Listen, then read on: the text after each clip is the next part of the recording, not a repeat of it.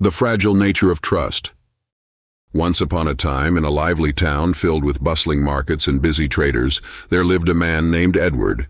Edward was sharp, charming, and had a silver tongue. He owned a small shop selling spices and herbs, and often boasted about having the rarest and finest ingredients. His words carried weight because he always had clever stories to convince people of his claims. One day, Edward heard rumors of a new spice called golden saffron. It was said to cure illnesses and boost strength, but it was incredibly rare and expensive. Seeing an opportunity, Edward decided to take a shortcut. He ground ordinary saffron, mixed it with golden powder, and declared it to be the legendary golden saffron. The news spread like wildfire. People from all over the town flocked to his shop, desperate to buy this miracle spice. Edward sold it at an extravagant price, and soon his wealth grew beyond his imagination.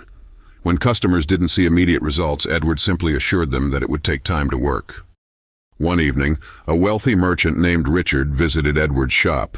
Richard had been sick for months and was desperate for a cure. He was willing to pay any price. Edward, seeing another chance to profit, eagerly sold him the fake golden saffron. Richard left with hope in his heart and promised to return if it worked. But only a week later, Richard came storming back into the shop, pale and furious. "You lied to me," he shouted. "This spice did nothing. I trusted you and you cheated me." Edward panicked.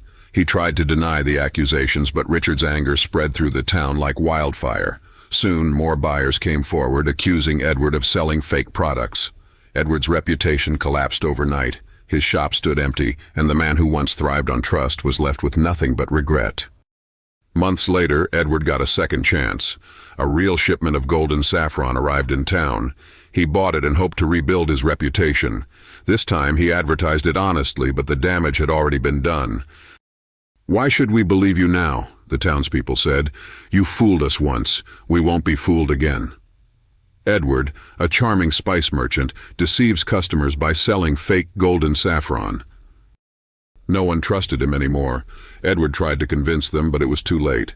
Sitting alone in his empty shop, he realized he had gambled away the most valuable thing he had: trust. Trust is like glass. Once shattered, it can never be whole again.